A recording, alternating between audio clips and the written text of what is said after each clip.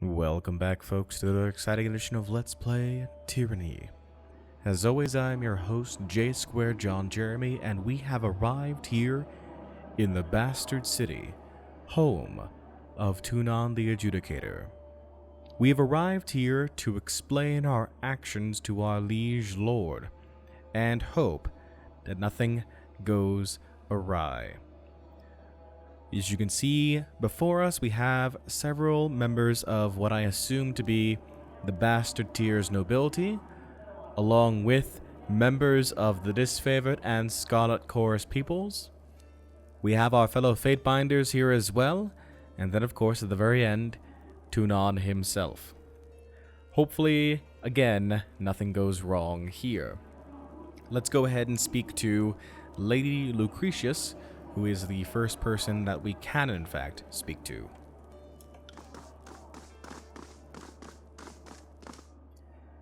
This well-dressed older woman stands apart from the milling crowds of nobles. She stares off into the distance, oblivious to your approach until you're right in front of her. "Oh, greetings." She offers a reserved smile. "Anda Lucretius, formerly of Thistleholm. You have the look of someone who belongs here. A Fatebinder, no doubt?"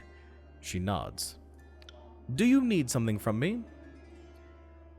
"What are all these nobles doing in Tunon's court?" She smirks and shakes her head. "Trying to look brave, I warrant. But if you crane an ear to any of their conversations, you'll hear a different tale. 3 years since Tunon set up shop in the Bastard City. We're still getting used to our new masters, and figuring out what we can and can't ask of them." She nods to the assembled nobles. "These are smart, ring-plenty folk. The way they approach Tunon, you'd think they were raised under a tyrant's lash. Some have come to settle a grievance, others to pledge fealty. I've been standing around long enough to know that the Adjudicator doesn't care for empty gestures." "How has the Bastard City fared since the conquest?" "The armies claimed the city in a quieter, more organized manner than I might have expected. I can credit them that much, to be sure. Thanks to Chorus infiltrators, most of our officials were put to the sword before we surrendered. The chaos made the takeover easy for Kyros' forces, but controlling the city without any leaders to bend the knee was harder work. We've suffered our share of hardships, but it seems that Kyros wants us alive. That's a more generous outcome than some of us were led to believe." "What brings a noble like yourself to Tunon's court?" A frown cracks her pleasant demeanor. "Like the rest of the frightened inbreds here, I came to see Tunon and ask him to right a wrong. My manor was destroyed during the conquest. I told the Adjudicator my woes, but we didn't exactly see eye to eye." "Tell me of yourself." "I am the daughter of a noble house. We were wealthy enough to live in the city, but our means beyond that were limited.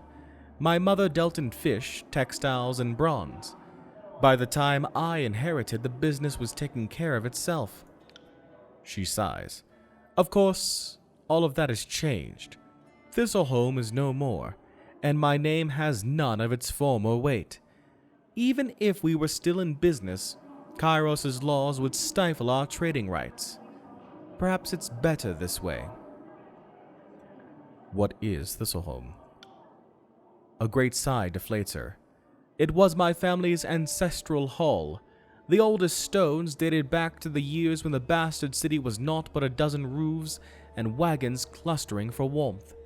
Compared to the houses of the great lords, it was nothing special.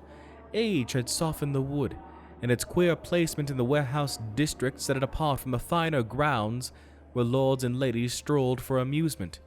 It was a mess, but our mess all the same. I would invite you over for tea, something stronger even, but it would only disappoint. You'll find naught there but a gaping hole." "What happened?" "Collateral damage happened. When the Adjudicator cast his judgment on the Bastard City, he destroyed the districts of the corrupt merchant kings, their manors, their counting houses, and yes, their warehouses. Aged, dignified Thistleholm collapsed as a massive sinkhole opened under her foundation. The bastard city's laws may not have been perfect by Kyros' standards, but my family followed them with respect and never took a copper ring more than we deserved. I can't help but feel that my estate was not the criminal Tunon had in mind during his sentencing. So what are you going to do next? That's the question, isn't it? I appealed to the adjudicator, thinking he would see reason. After considering my case for all of 8 seconds, he awarded me a belt of rings and a plot of land on the outskirts of the city. Tunon told me to build anew and start farming. Farming! Can you believe that? She shakes her head. It's not even that I'm opposed to the labor, but we're in a war. I can't have the Scarlet Chorus breathing down my neck, raiding my crops, and Kyros knows what else. Tunon's word is Kyros' law, whether you think it fair or not. Don't I know it? She huffs. Meaning no disrespect to you or your office, I never questioned the power of Tunon's word. I come from a long line of smart, ring-savvy merchants, but even I can't reconcile Tunon's justice with Kyros' law. There's something wrong about it all. Maybe Tunon knows something I don't, or maybe... She trails off, shaking her head in doubt. What do you mean? People come here for justice. They usually get a version of it, but it's Tunon's version, not theirs. Half of the time, they don't even get what they wanted out of a ruling in their favor. She shakes her head. The deed to a farm, for instance. Not to put my own ignorance on display, but if more people knew how Kyros' laws worked, they might not have come here seeking a ruling at all, even a fair one. Tunon is a servant of law, but he's the Overlord's vassal as much as any of us. Sometimes it seems like he uses his position to twist everything in the Empire's favor. We're just pieces on a board, and he can move us wherever the law justifies that we stand. That doesn't sound, well, legal. Kyros defines law. That isn't for either of us to question. She sighs. I suppose not.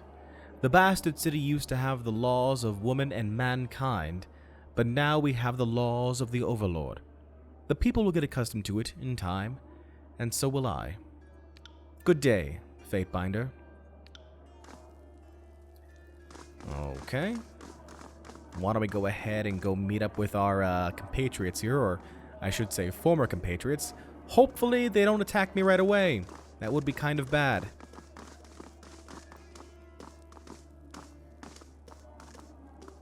You call yourselves officers of Kyros' army, but your conduct falls short of my expectations. The court finds your accounts of Vendrian's well lacking, rife with misdirection and fallacy, fouled with baseless accusation.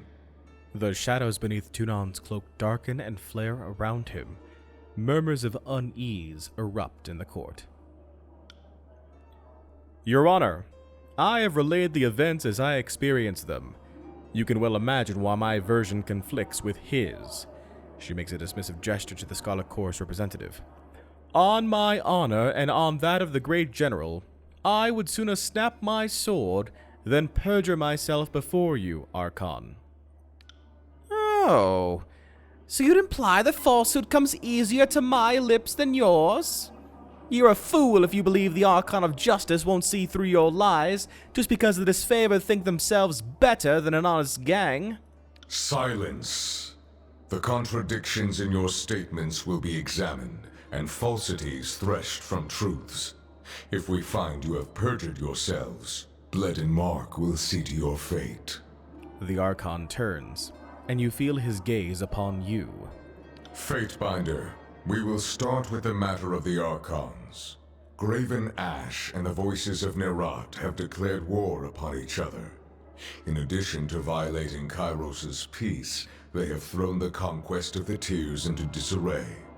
By all accounts, these hostilities began shortly after your arrival. Tell us what transpired. The Archons have been of different minds since the start of this war. Your perspective is appreciated, but the dispositions of the two Archons are already a matter of record. Loyal subjects of Kyros have drawn blood from each other, a cardinal crime. Something happened at Vendrian's Well to trigger this feud. The Archons could not agree on who should lead the siege, and descended into accusations of treachery. It seemed a mutual spat. The disfavored were more deserving of the honor. Our tactics and training outmatched the Vendrian Guard at every turn. What balderdash! The disfavored couldn't tip over a straw hut if they had a week to strategize. Our howling mob was better equipped to overwhelm the Vendrian Guard. Our recruits were ready to throw themselves at the enemy. If only Ash and his legion would agree to a plan. The Fatebinder presents testimony. I warn you both against speaking out of turn. Something more than a mere disagreement unraveled this campaign. But I will return to that in time. Let us speak of Ascension Hall. We have heard troubling accounts of your actions, including claims that you worked with the Oathbreakers known as the Vendrian Guard. I took the Citadel for Kyros. As you say. And yet that was not evident from your actions. All accounts claim that you sided with the Oathbreakers. This would be the very definition of working against the Overlord's wishes. Enlighten the court. How is this not treason? If my actions were not true to Kyros' will, they would not have satisfied the Overlord's edict. Continue. The Archon hovers in thoughtful silence. The edict stated that Kyros' servant must claim Ascension Hall. The resolution of the edict proves my loyalty. For a long while, the adjudicator hovers in silence, shadows trailing from below his robes. I will consider this testimony at length. The court thanks you for it. Is there anything you wish to add at this time? I have told you all that I know. Your testimony is accepted by the court. The statements of our guests raise questions in my mind. There is much about this campaign that has caused me to wonder. A shipment of iron weapons was short on arrival. Where coveted iron is concerned, I don't believe it to be a clerical error. One of my agents recovered this seal in Echo Call. It belongs to a merchant collective. Lethian's Crossing is teeming with their kind. If you would root out treachery, I would advise starting there. Petitioners, leave us. I would have a private audience with the Fatebinder. Ascend and join me. You will find the way opened. All right. So it looks like Tunon wants to speak to us privately here. That ought to be interesting. I guess we'll make our way up these steps here.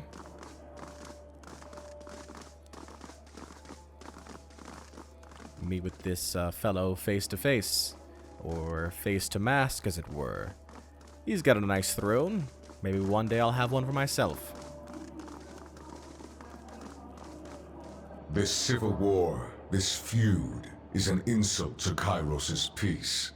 It should not have taken the better part of a year to silence the last vestiges of the Oathbreakers. Tunon regards you in thoughtful silence. I agree, Your Honor. Our allies squabble while our enemies regroup. It falls upon the court to measure the extent of the damage and to execute the agents of disorder. I suspect that treachery, negligence, disunity, and greed have infected one or both of our esteemed allies. Until you are instructed otherwise, this matter is the court's primary focus. Graven Ash and the voices of Nerat must be examined in close detail. You are charged with observing the Archons and presenting your case that one of them has wrought chaos and disorder upon the tiers. I will make this my mission, Your Honor. As always, you will be held accountable for what you do in the court's name. But you are free to conduct your investigation in the manner of your choosing. You must expect lies, misdirection, and manipulation. Suffer not such obstructions of justice. At first, we were not amused by your alliance with the Tiersmen. But there is a logic, a pragmatism to the situation that we are willing to entertain. You deputized our enemies to bring order out of chaos. So long as you keep them on a tight leash, we will permit this union to continue under your auspices. The opportunity to bring peace through collaboration rather than warfare is one we shouldn't ignore. But if these Oathbreakers trust you, then take advantage of the connection. If indeed Graven Ash or the voices of Nerat conspire with our enemies, this would explain much of the events in Vendrian's Well and the feud ignited therein. I will speak with them and learn what they know. Be careful that you don't invite them too closely into your confidence. I would not empower the rabble by sending a servant of the court to do their bidding. Ensure that your objectives come first in all things. You see the nobles milling about this court.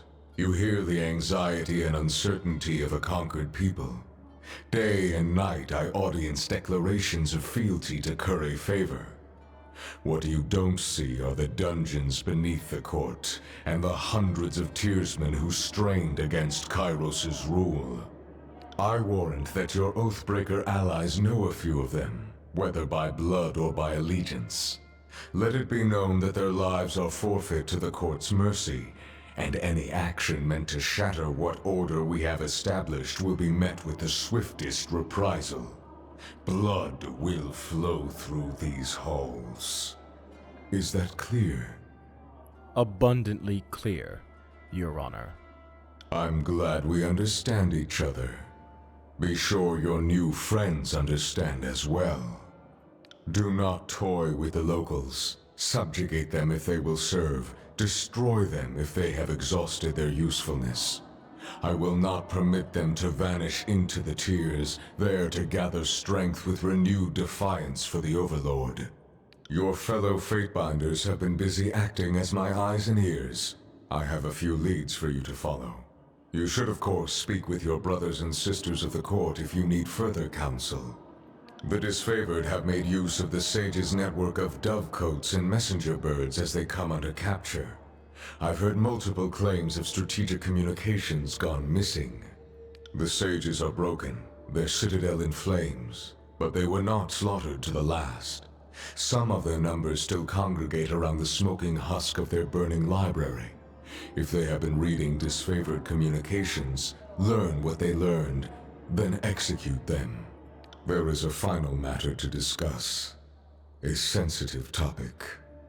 Though it's impossible to gauge from his expression, Tunon seems more wary than usual. What concerns the court, Your Honor? In spite of the many shortcomings at Vendrian's Well, you managed to make a name for yourself. You proclaimed an Edict of Kyros, resolved its demanding conditions, and ascended the mountain spire. Any one of these feats would be worthy of recognition by the highest authority. You managed to accomplish 3. Tunon hovers in observance, awaiting a response. I was only doing my job, Your Honor. Your sense of obligation to your role is admirable, but modesty will not recommend you to the task ahead. Whether by design or by accident, you have captured the attention of Kyros' army and the local tearsmen alike. This is no small opportunity, and the court charges you with exploiting your new standing to its fullest potential. You have a title in our hierarchy. However, it's a little-known secret that one's standing in the world is determined by their infamy, their deeds, and how they come to be known. Mind this notion as you bring justice to this lawless frontier. There may come a time when your deeds speak for you louder than any title. If your killing spree in the bastard city is any indication, you are no stranger to spreading infamy already. Tunon nods in approval. Whatever you did to capture the attention of the masses at Vendrian's Well, I would encourage you to do so again. Understood. I will be known as a champion of justice. Good. It falls to us to set a new standard for these southern barbarians. You are dismissed. Should the court have need of your presence, you will receive word. Go forth and do my bidding, and bring glory and honor to the tears in Kyros' name. Tunon raps his gavel against the floor, the singular note resounding throughout the hall. All right. The ornament atop the throne resembles Tunon's mask. It always seems to meet your gaze regardless of where you are standing. We've got several new quests here. And we've completed the quest, The Voice of Kyros. I wonder if we can still talk to him, though. You return. It is gratifying to see that the war has not caused you to forget your roots. What is it you wish to know? Tell me about Kyros. Kyros is our overlord. She ushers in from the brink of chaos with a stern hand and gestures to the way of peace. We are only too eager to follow in her example. How old is Kyros? By our reckoning, her age upon Tyranny is magnificent. Her true span defies measurement by our limited construct of time. It would be a waste to spend our few pitiful years attempting to solve that riddle of existence. Think of Kyros not as subject to beginnings or endings. Kyros is, and Kyros will ever be. What is your relationship to Kyros? She is my master, and I her dutiful pupil. In this respect, you and I are no different. I have the honor of Kyros' confidence. She trusts me to enact her law upon the boundless territory of her rule. I am only too grateful to serve. I am the voice of Kyros' will, the harbinger of her judgment, and the arm of her justice. Tell me about Bleeding Mark. He is my headsman, and an assassin without equal. His official designation in Kyros' hierarchy is the Archon of Shadows, though I wonder that he ever considers himself aught but a slayer of the unjust. How did he earn his title? His work away from the court takes Bleeding Mark to the dark places of the world, the Tears and Northern Empire alike. Over time, Shadows became his dominion. They cloak him, protect him, and even fight for him if the need arises. It is said that Bleeding Mark can travel to any place where shadows are cast. Only he would know this for certain. Does Bleeding Mark serve you alone? Your question is flawed. We are all servants of Kyros. The Archons are also agents of their own interests, those chosen few empowered to bring order to the world in accordance with Kyros' peace. At present, Bleeding Mark is my vassal, and I his patron. The relationship is not so different from Graven Ash and Cairn, the fallen Archon, or the voices of Nerat and his songbird Siren. Such partnerings and apprenticeships are common. They provide mutual benefit to the Archons involved, as well as a measure of oversight. I'm curious about you, Archon. Curiosity is not a trait that I encourage in my servants. Too often have I witnessed such activity leading down a path to lawlessness. However, if you feel that a better understanding of me will inform your work, then I will allow it. What would you know? Tell me about your rise to become adjudicator. Curb your ambition, student. My path to this dais is not one that could be replicated under any circumstances. However, if your curiosity is determined, I will tell you my story. I wish to understand law and your execution of it. An admirable pursuit.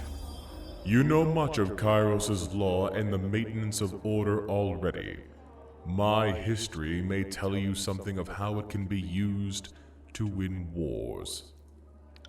I came into the world centuries ago, before the dream of a unified Northern Empire was fully realized. My home country lay far from the borders of Kyros' realm, and our conquest was a matter of distant speculation. Decades before rumor of Kyros' approach grew in panicked volume, I familiarized myself with the intricacies of her law. It took me no time at all to realize the benefits of our inevitable subjugation. I took it upon myself to rise in my country's governance as an arbiter of law and drafter of covenants, building some notoriety for my execution of fair justice. As my influence and the trust of my people evolved, my decisions transcended to define future precedent. Go on. What my countrymen could not have surmised was that I had woven into our customs the very backbone of Kyros' law. I set the stage for the conquest of our floundering nation to join the Overlord's empire. By the time the Overlord's armies presented themselves and offered terms of surrender, we had adopted Kyros' peace in all but name. Our absorption into the Northern Empire was a matter of legal formality. Negligible changes to our already beloved document of law. The people credited me as the architect of peace, and for a time called me Tunon the Fair. As my importance grew in their estimate, Kyros could not help but learn of the part I played in her bloodless victory. Kyros' law has a breadth of intricacies that is unapproachable to the masses. I was chosen to interpret and represent the Overlord's will across the Northern Empire and beyond. This time, as adjudicator, it is my pride, my duty, my life. What does it mean to be an Archon? I am a figure of power and significance, and under Kyros' mandate I am able to exercise my authority for the benefit of all. Had I not earned the Overlord's approval, I would not stand tall before you. Did you come into power yourself, or did Kyros foster your talents? An astute question. Doubtless I exhibited some spark of potential on my own, insignificant, though enough to accomplish deeds of note. Only under Kyros' tutelage have I grown to these heights. Could anyone become an Archon? Absolutely not. Only a precious few grow into this authority. Were it otherwise, Tyranny would descend into pandemonium. Of those few who rise into power, fewer still have the self-control to make lawful use of their talents, and of those who can, fewer still are deemed worthy of Kyros' approval. Is every Archon subservient to Kyros? All are subservient before Kyros, but I intuit your meaning. The Overlord takes great pains to recognize potential. Before an Archon comes into their power, they will have faced the harshest scrutiny by an agent of recruitment, if not Blood and Mark himself. Those who are found worthy of incredible deeds, but refuse to join their strength to the needs of the Empire, are doomed to die. Those who wish to make a name for themselves are invited into the fold, to serve and rule the needs of the Empire. That is the price of power in Kyros' hierarchy. Did you come up with the office of Fatebinders? Indirectly, yes. Just as I am the representative of Kyros' law across Tyranny, you are the face of my judgment for the people. I took inspiration from the Overlord's example, as we all should. The people need an approachable face to settle their grievances, and I am not available to adjudicate on every sharecropper's dispute. The Fatebinders were an inevitable solution. Why is curiosity such a problem? Because my vassals are not selected for their independence of thought. You are an agent of law. the execution of which falls within strict confines. Your intellect may aid the tasks ahead of you, but your unwavering obedience is of greater value to me. Don't you want me to interpret Kyros' laws to fit any circumstance? Naturally, but take care not to let your intellect veer you from the straightforward path. I have seen it happen, and lost more than one pupil who thought themselves above their station, convinced that they knew better. What happened to those pupils? Anyone who oversteps their bounds is given the opportunity to amend their ways. Those who fail to heed my warnings show contempt for Kyros' peace and are treated accordingly. The purpose of law is to set the example for others. Though I am generous with the freedom I offer to Fatebinders, you are still inextricably tied to Kyros' law. Straining that tether to a breaking point will reflect poorly upon you. I wish to speak about matters of law. Then you are well situated, for my court is the legal heart of this corrupt and uncivilized realm. What matters draw your curiosity? You are already well versed in Kyros' laws, but I am happy to discuss the particulars. I wish to discuss Kyros' peace. The cornerstone of our wartime efforts, of course. Kyros' peace guarantees all willing supplicants under the Overlord's authority a place in her world. The exact wording of the bylaw is, "Your life is not yours to discard. The Overlord has plans for you." This extends to several spheres of influence.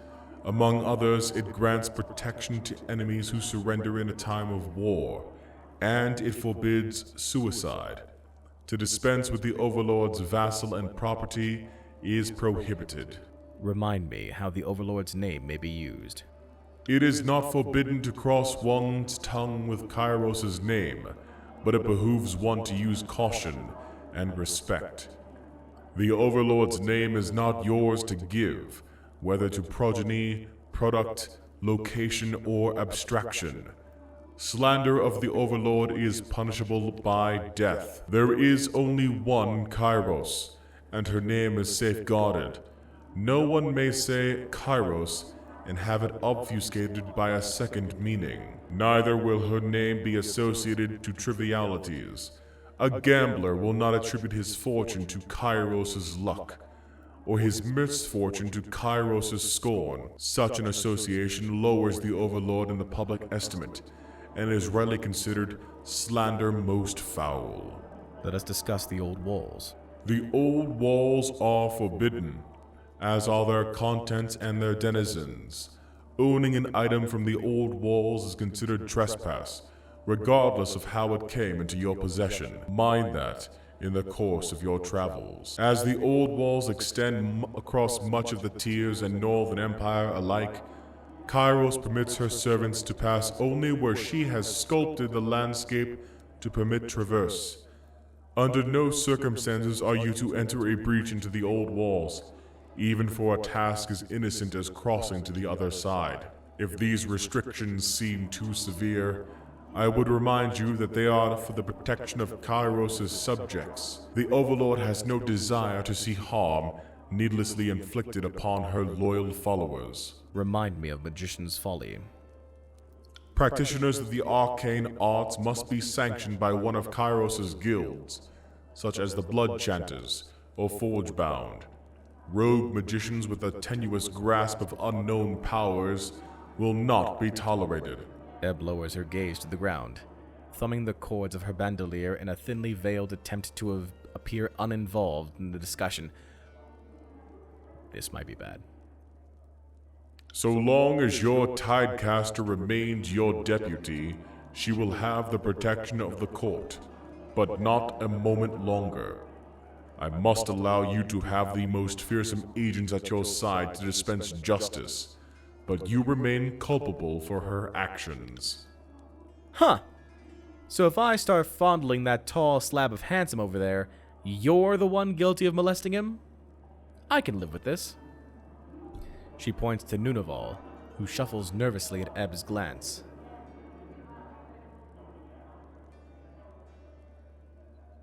Oh. Glare silently. A sanctioned mage whose spellcasting causes damage to life or property is lawfully deemed innocent. As long as they practice their art in the service of Kyros, all is forgiven. Let us speak of quotas and sharing. The harvest blooms and blights by the will of Kyros. In times of lean you will be fed. In times of wealth you will feed others. This law is a sizable category unto itself, serving many needs at once, trade and tax being only two examples.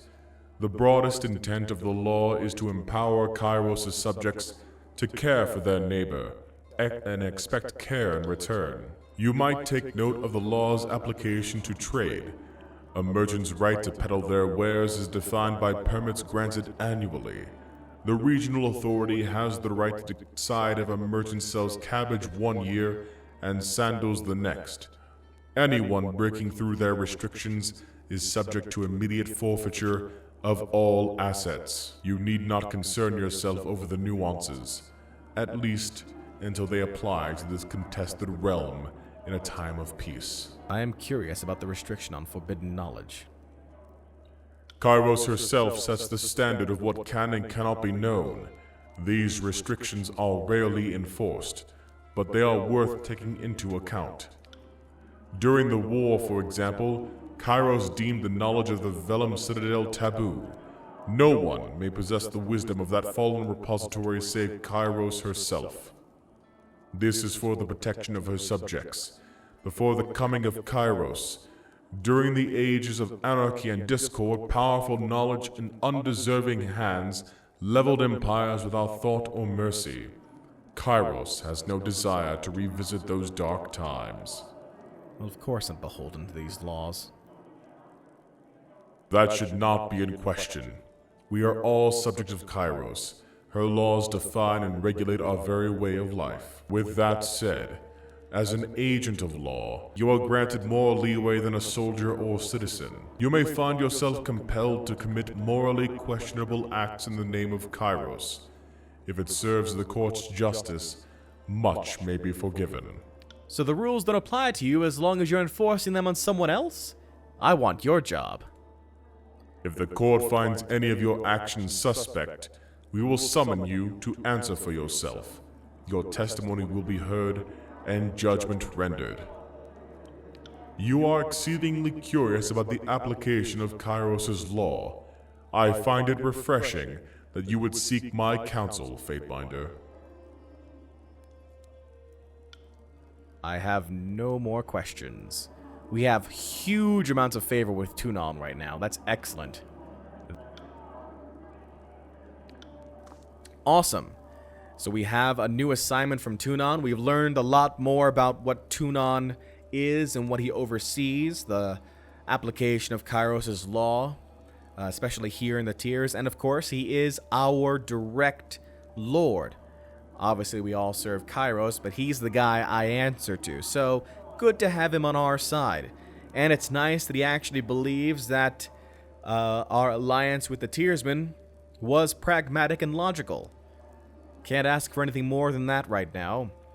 He's given us a mission and a couple of more assignments. We will go ahead and start doing those, as well as explore the rest of the Bastard City and Tunon's Court next time.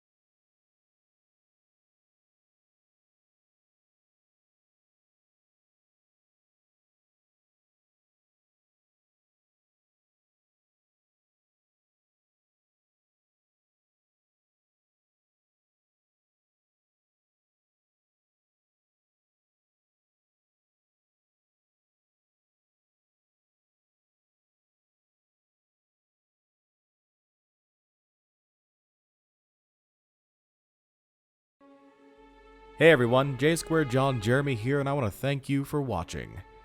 Check out another video from yours truly or take a look at the playlist for this series. If you haven't done so already, click on the logo to subscribe and keep track of this channel. Until next time, so long and take care.